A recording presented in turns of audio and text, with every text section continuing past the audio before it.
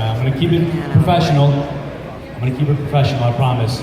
But let me introduce to you the one and only Mr. John Wesley Shipp.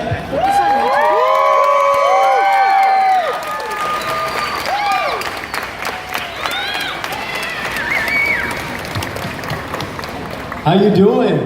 Good. Corpus Christi. I'm like, San Diego what? Who ever heard of that? This is the place to be. I'm so glad to be here with you. Thank you. Thank you so much. Come on, let's have a seat. Let's get comfortable.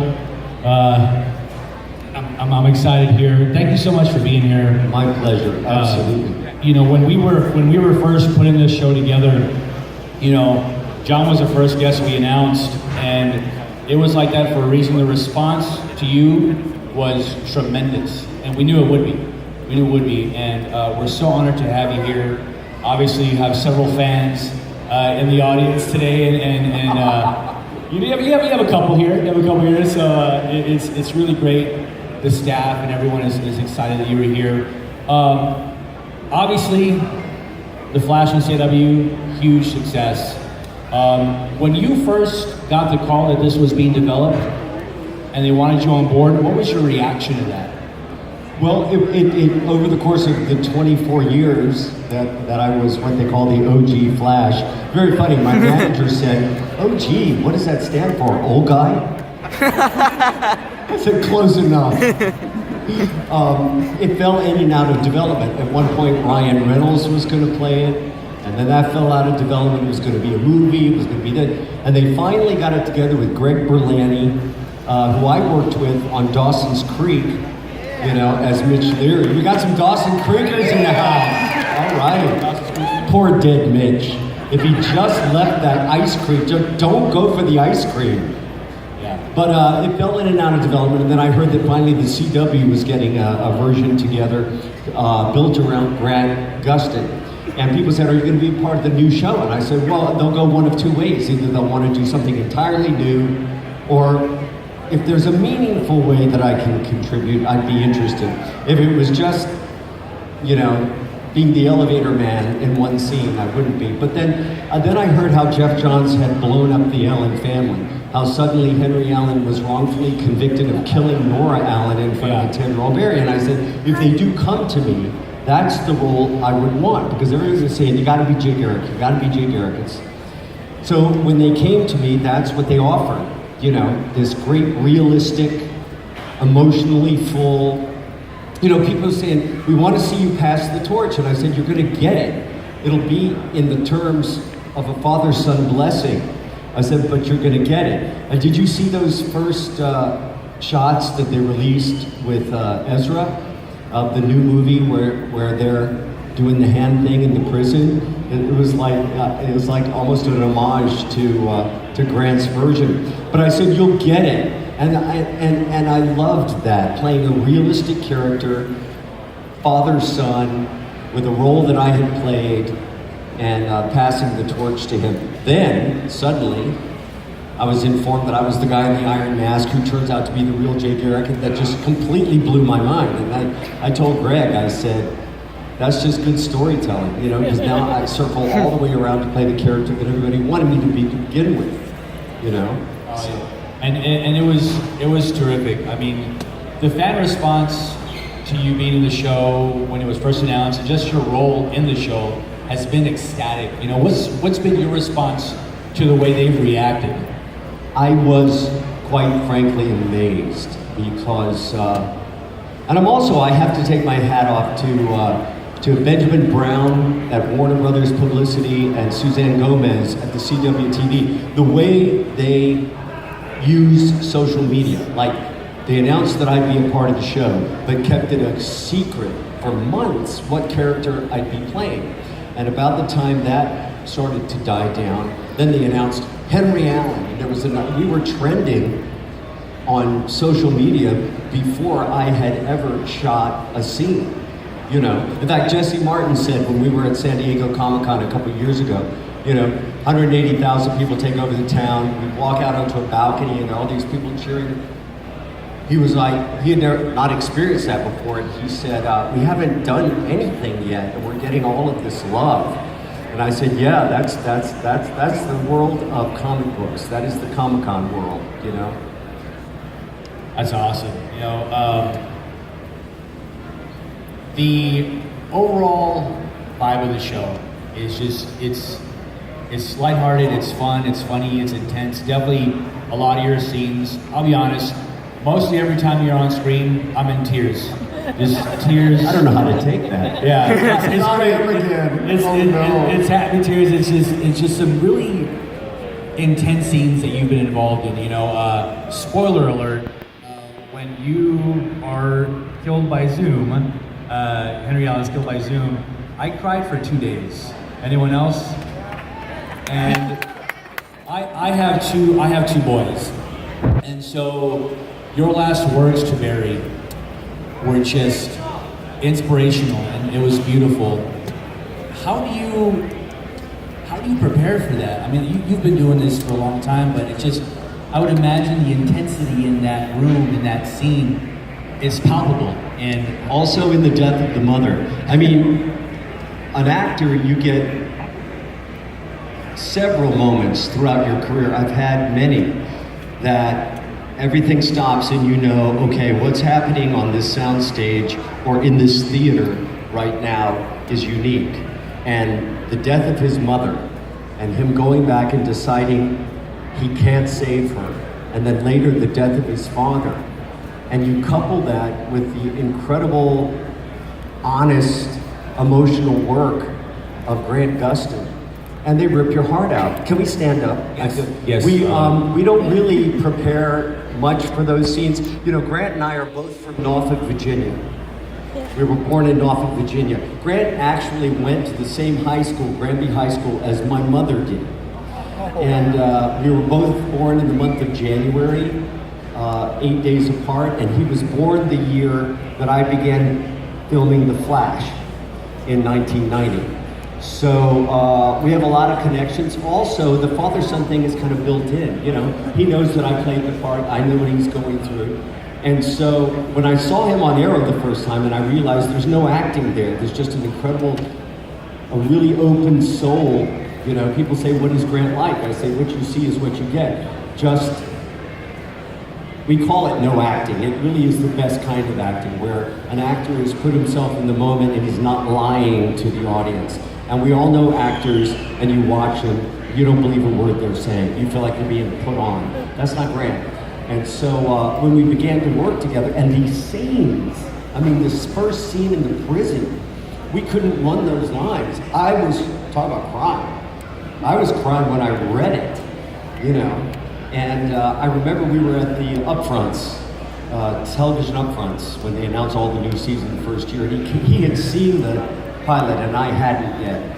And he said, have you seen it? He said, I said, no. I said, did it work? He said, did it work? He says, I was sitting there going, no, don't cry, don't cry. It's so not cool to cry at your own scene. But it really is all in the script. You know, they say if it's not on the page, it ain't on the stage.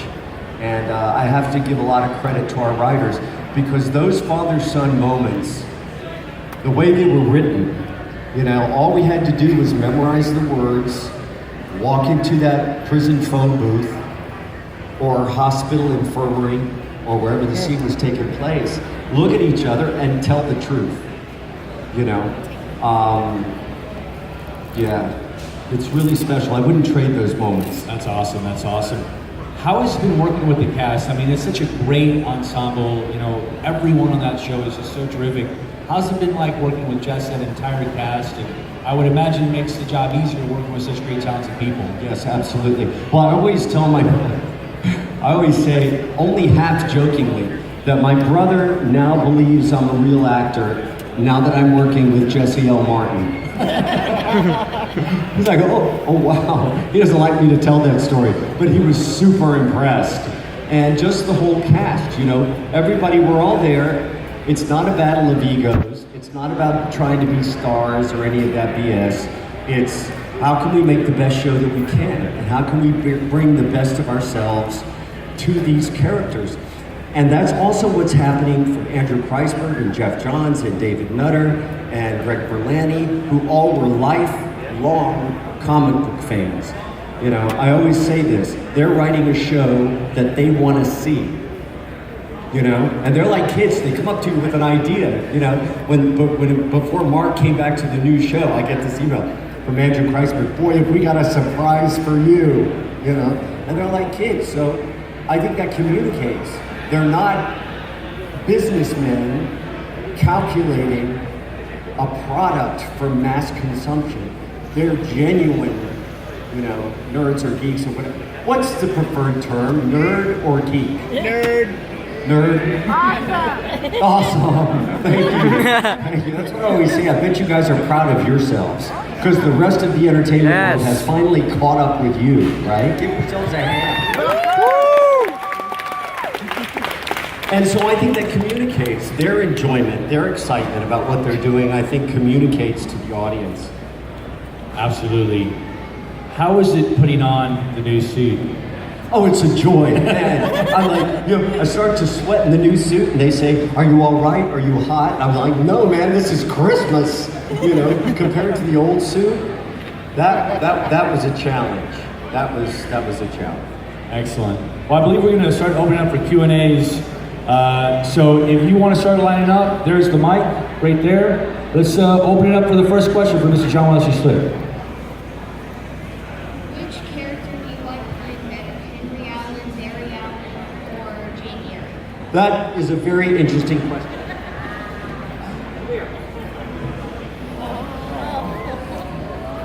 You know, playing Barry Allen was my first time that I turn around, let people see it. Turn around, come right here. Barry Allen was the first character I ever played in this world, so that'll always have a special place in my heart. But like I said, those emotional father-son scenes, I wouldn't have wanted to miss. And now just being back and playing Jay Garrick is just fun. What about you? Which one did you like better? Probably the Jay Garrick. All right, man. Thank you. Thank you for that question. Thank you so much, buddy. Thank you.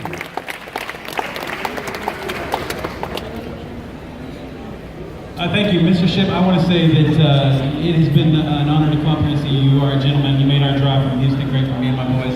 And thank you for bringing my son up there. Quick question for you. Either from the 90s series or the current series, has there been a story arc or a particular episode that has just been special for you, giving you maybe the emotional arc or the comedy of it? Where to begin? Where to begin? The 90s show, of course, I love the episodes with Mark Hamill. That was the beginning of a friendship that has lasted for over a quarter of a century with Mark and his family. And Mark helped me that first year because I was a little nervous about getting into a superhero suit in 1990. And Mark came blasting on that set with all guns blazing and all flags flying, man. He was committed. And so that was wonderful. I have to say, an emotional episode from the first year was the Deadly Nightshade episode. And working with that fine actor, where I got to be the one who was being mentored, and he was mentoring me. That was awesome. The Pollux episode, which several of you have mentioned to me this time, and how that evolved, and the idea that a part of yourself could be externalized and you could confront it. The blue suit Flash, and you don't trust that part of yourself, and that part of yourself ends up taking a bullet for you. I love the metaphysics of that whole thing. Of course, I would never wanted to miss the emotional scenes with Barry and Henry, particularly the one where Henry already knows that Barry's the Flash, and he's in the infirmary, and he's reading the newspaper, and he goes, "Oh, look, the Flash." And Barry looks at me, and I'm like, "Oh, you saved Joe West."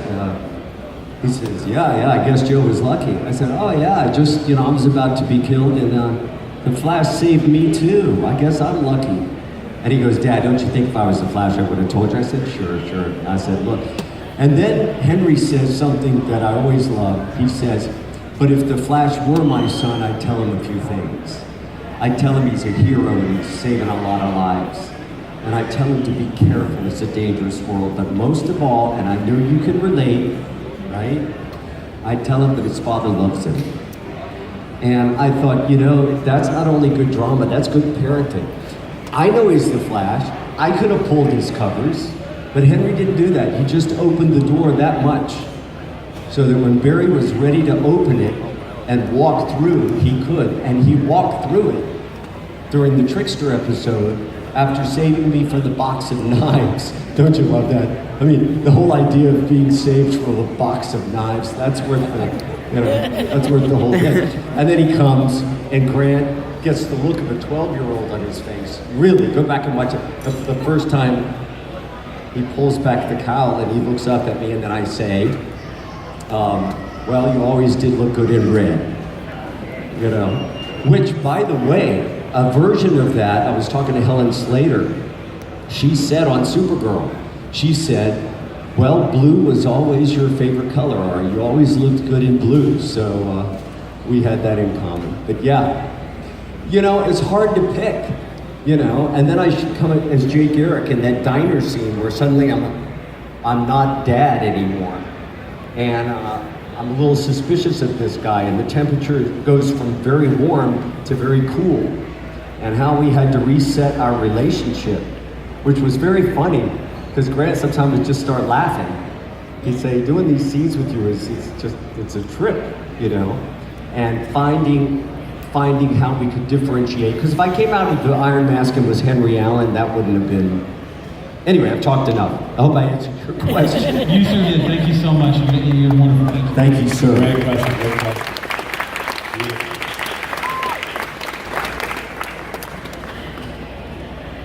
Two questions about 2 episodes, maybe. One, what was it like finding the Invisible Man, and what was it like filming the episode when you have to save the jazz musician? Like, it probably took several days to film, but it was only condensed to 1 hour. What was it like going through your mind when something only happened 5 minutes ago, but filmed? I found the Invisible Man. When did that happen? No, when you fought the Invisible Man, when he jumps on you and you spin around and knock him off. Oh yeah, see, we didn't have as much CGI in those days. So like the card games in the casino, or in watching the detectives, or the sequence you mentioned, or eating. Man, I have never eaten so much in all my life. And you would have to actually do the action. They'd undercrank the camera and then they'd speed it up. Or the scene where I'm cleaning up the apartment and I create the tornado. If you look carefully, I start going around the room this way, and then Dane Farwell, hello, and then Dane Farwell comes around on the outside this way. So I'm going this way, he's going this way. They blur it all together and all the clothes go up, and then I stop and all the clothes fall down exactly where they were. Well, that took a lot of time to do. Now a lot of that can be done as CGI, which frees them up to tell character, relationship, story, father, son, boyfriend, girlfriend, adopted sister, adopted brother, all these wonderful, rich stories, that we're able to tell. Great question. Thank you so much. Thank you. I wish that microphone could be closer. If there's any extra cord, could you pull it up? Because I can't really see you. Yeah, we're gonna move that up. Okay. Hi, sir. Question? Yeah, I just wanted to say thanks for being the one true Flash. Seriously. Thank you, sir. Thank you. Thank you. I apologize for wearing hell, but that's my childhood, Yeah, go for it. Yeah. He's the childhood hero in the comic book. Like, you're my hero in real life. Thank you, sir. I mean that. Dude, I'm feeling it. I appreciate it with all my heart. Thank you very much for being here. Thanks, man.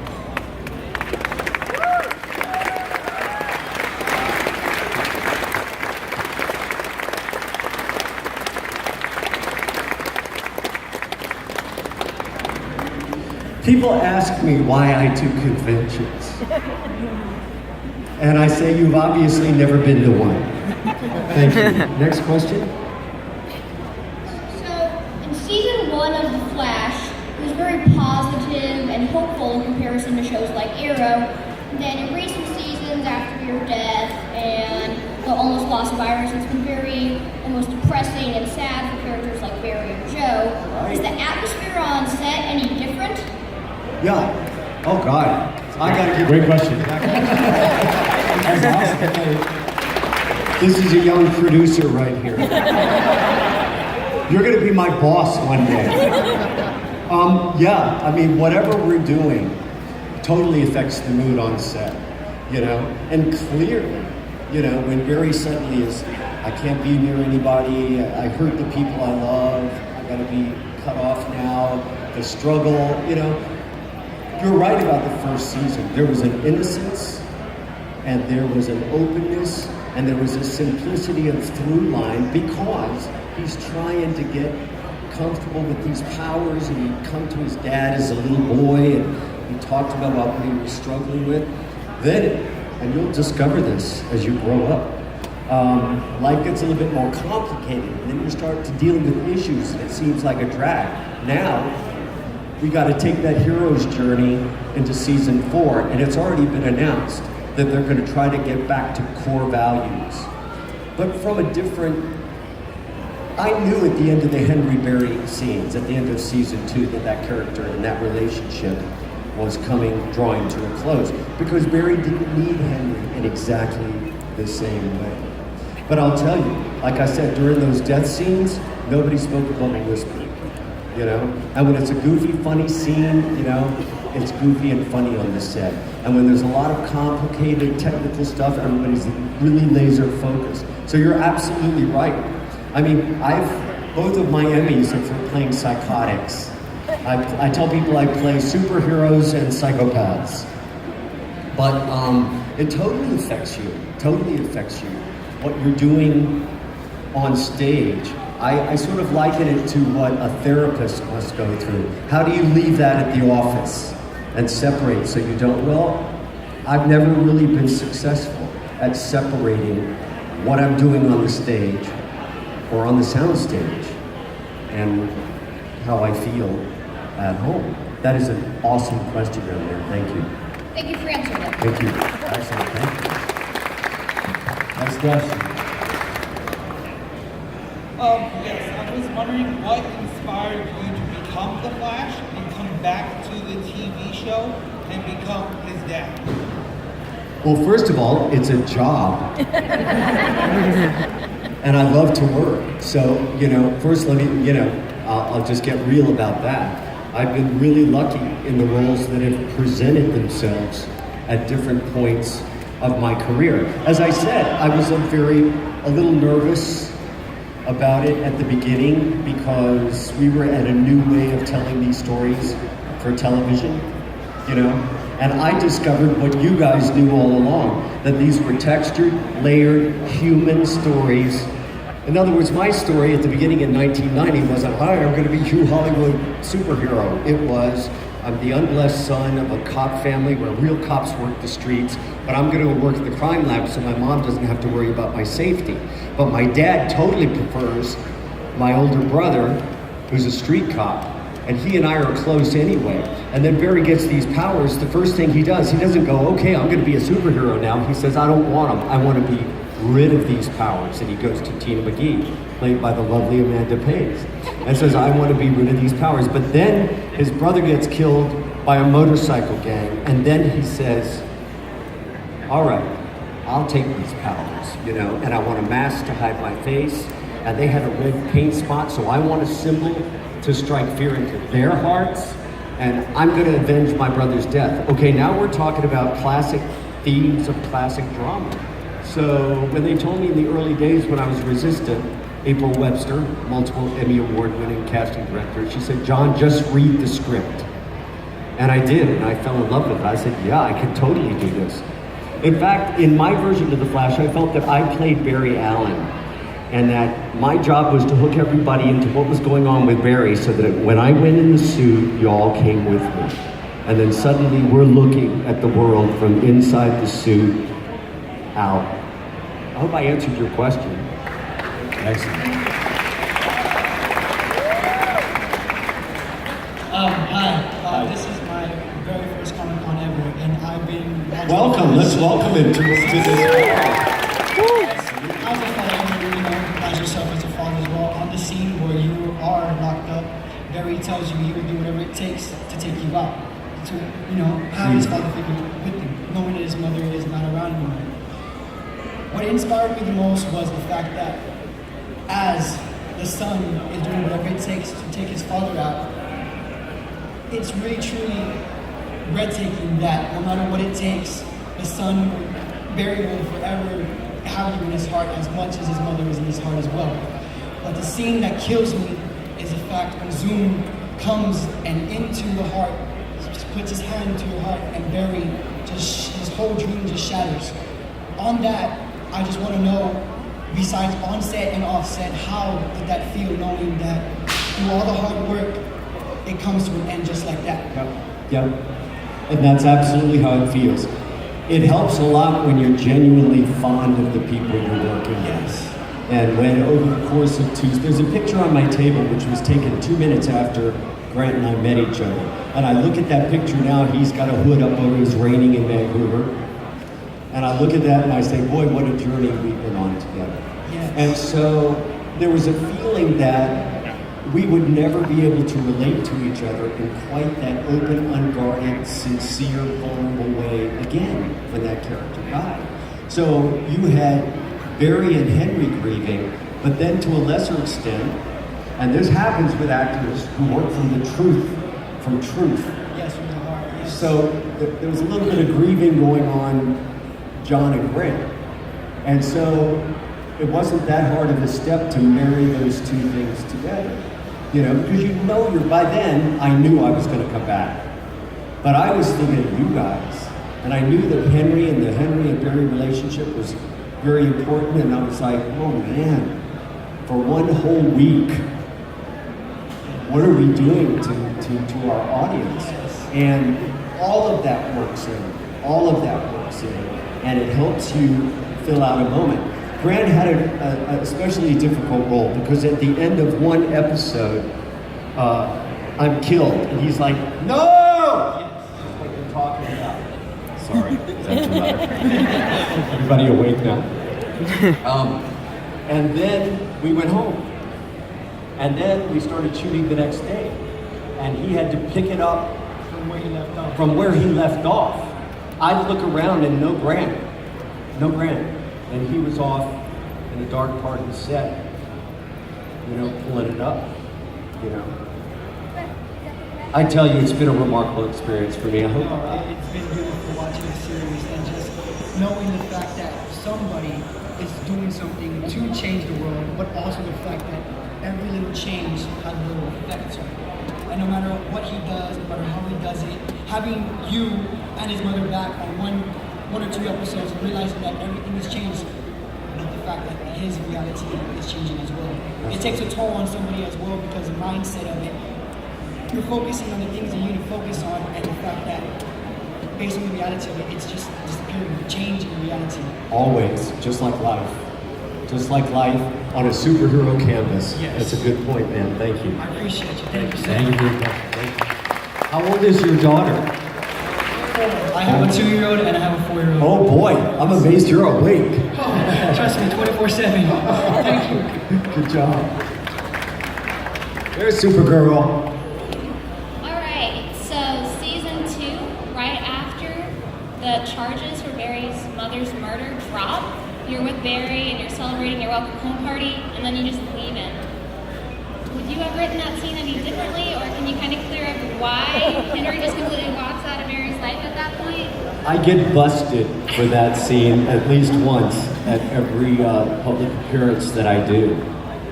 We had a big task at the beginning of that season.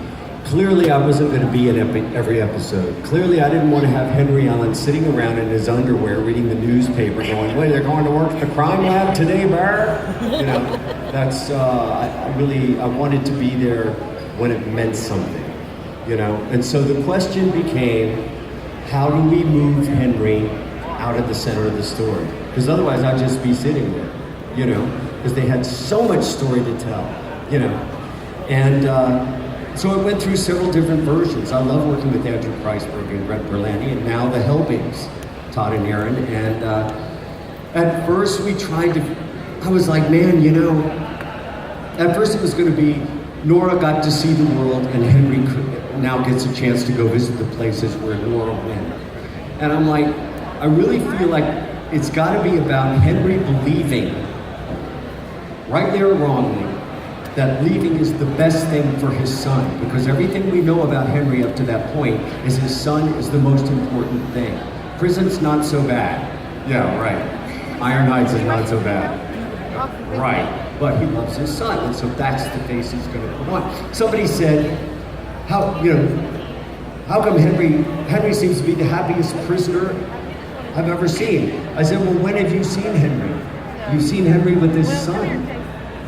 So isn't it possible that to Henry, his son is more important than his own pain? You know? So knowing that, how do I show up at my welcome home party and announce that I'm leaving? I said, okay, what's been happening in the episode? Barry's been telling everybody, I hurt the people that I love.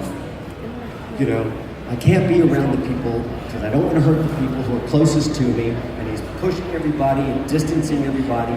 Suddenly his dad gets out. It's that wonderful moment where I walk out of Iron Heights. Now, bless his heart, he's willing to put all that to the side. Now we're going to be roommates. We're going to go to the movie together. We're going to eat, you know. I know what's going on. Henry knows what's going on.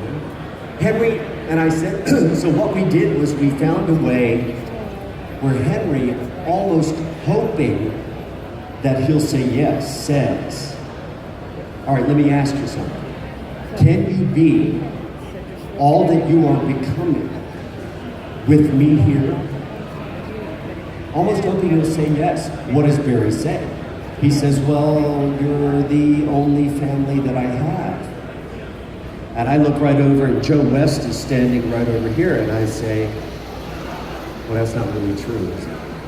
And then I know what I have to do. I have to get out of his way, so that, because remember, Joe West raised him from 10 years old to adulthood. I raised him from birth to 10 years old. And he plays his scenes that first season very differently with Joe than he plays with me. You know? And so I said, that's got to be the reason. Henry didn't want to talk about it at the party. Henry tried not to talk about it at the party. You know, Barry pressed him. And instead of saying, yeah, I'm going to leave, he asks him a question. And he doesn't get the answer that he wants. What his father's heart would want was, yeah, I can, Dad. I need you to be here. And then Henry knows what he has to do. Now, after we worked out all those details, I said to Andrew Kreisberg, I said, you know we're never going to get away with this, right?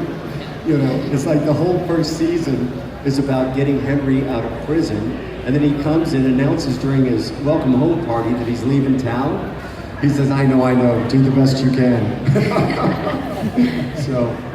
So go back and watch that scene, though, with that in mind. That's what we were trying to communicate, you know. Thanks for asking that question. I love these questions.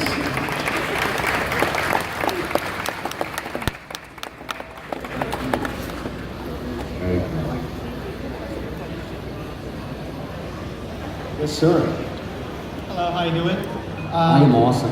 Feel free to not answer my question, but okay. We've only seen. I know we've only seen him in trailers, but what's your thought on Ezra Miller as the Flash in DCEU? Did you guys see pictures of Ezra Miller at San Diego Comic-Con? Yeah. He showed up in full cosplay. What is that character with the yellow hair? Edward Elric. Edward Elric. I mean, if you think about it, from that, there's this movie star, and he's showing. I gotta love that guy. My heart warms to him already.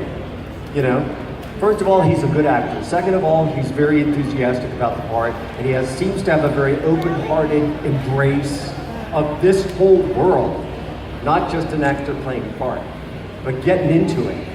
Doing cosplay at San Diego Comic-Con this weekend. You know, I gotta say, I'm gonna be right there when the movie comes out. I hope you are too. We need to all support him because the Speed Force is big enough for all of us. Woo! Thank you. We have time for maybe 2 more questions. Okay, I'll try to be briefer. Oh, well, then my question is not the one you want to hear. I wanted to first say I appreciate how CW has been bringing back the older characters, where like you came back, you were Flash in the 90s, and now you're Jay Garrick and all that, and Supergirl, we've got the original Supergirl and Superman playing there, and I've appreciated how CW has tied that into and brought Mark Hamill back as Trickster. So I'm kind of referring to you as elder statesman because you've been around, and as Jay Garrick, my questions are more, do you get a little tired of Barry keep screwing up the timeline, going back and forth through time, because, as an elder statesman, and two, as Jay Garrick, I mean, you've gone back to the Flash's Earth, but would you be interested in going into any of the other shows, going over and running with Supergirl and seeing They actually scheduled our contracts so that could happen, and in fact, they used my image and likeness on Legends, but we never quite got it. I'd love to go there and work with Brandon and Victor and all those guys. You know, they're awesome. But it didn't happen last season. I always say, if you want to see it, tweet it. Okay? Because they pay attention to what you guys say on social media. You're very important to our writers and our producers, so don't think that your voices aren't heard. Secondly, that was the strange thing about becoming Jay Garrick. I mean, suddenly, I had to cut and make that distance.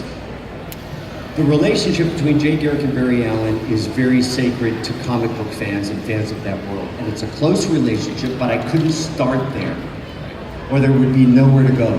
So I started here. It's my Speed Force, it's my legacy. Who is this kid? What are his intentions? Yeah, I look like your father. Sorry about that. You know.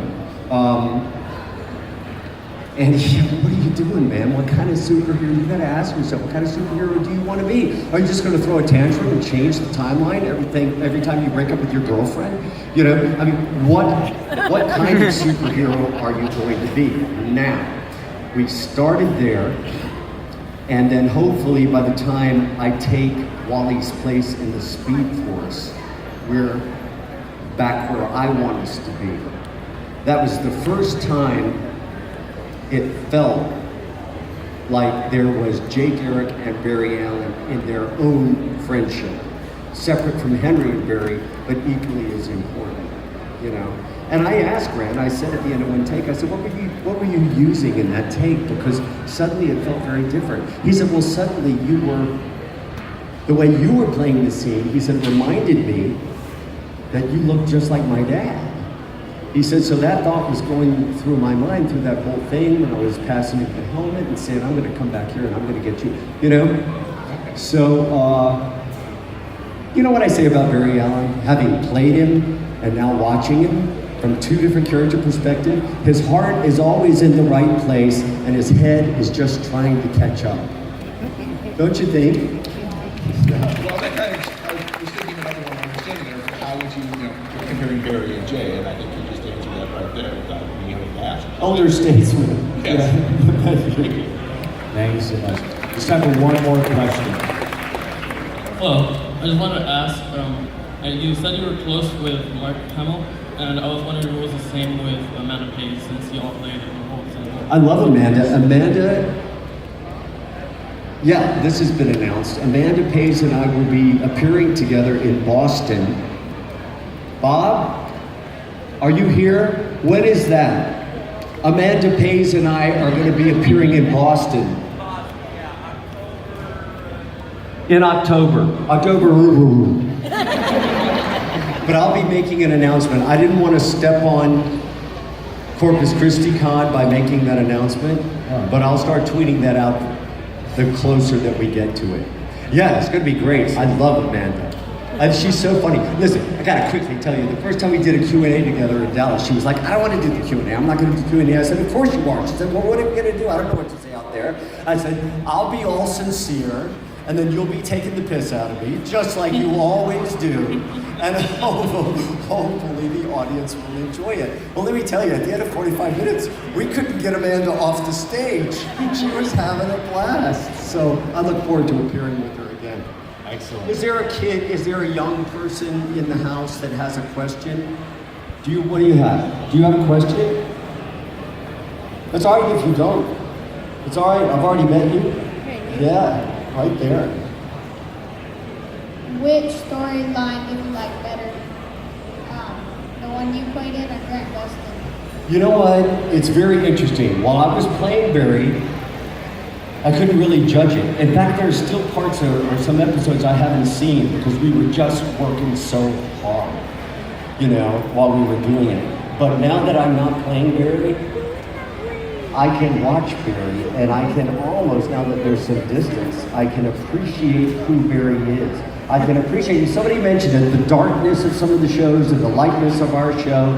USA Today said how refreshing it is to have a superhero, one of whose powers is hope, you know?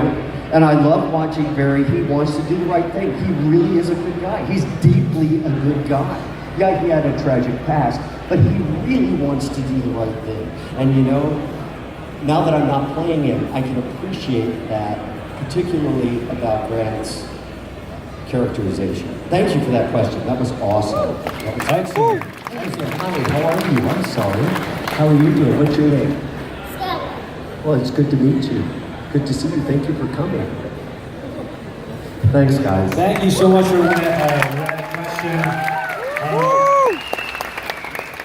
John West is going to be taking photos and autographs all day, but I know he wanted to do a selfie with everyone. Yes. A group photo. Yes. Yeah. Yes. So if everyone wants to kind of stand up and come forward, Mr. Shipp's going to get back on stage. And we'll, I want to get on stage. yeah. October 21 and 22. So we'll have to. I'm gonna have to. Okay. He's going to make his way back. Oh, no, he's going to strong arm it. Okay. I couldn't do that, but he's better than I am. Here we go. Alrighty. Everyone get bunched in here. I'm going to put this up nice and high.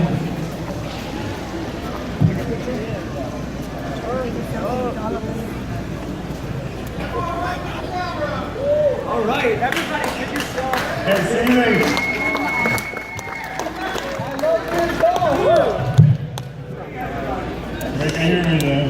Nice waters, He'll be in his booth for selfies and autographs all day. Show him some love. Give it up for John Wesley Shipp.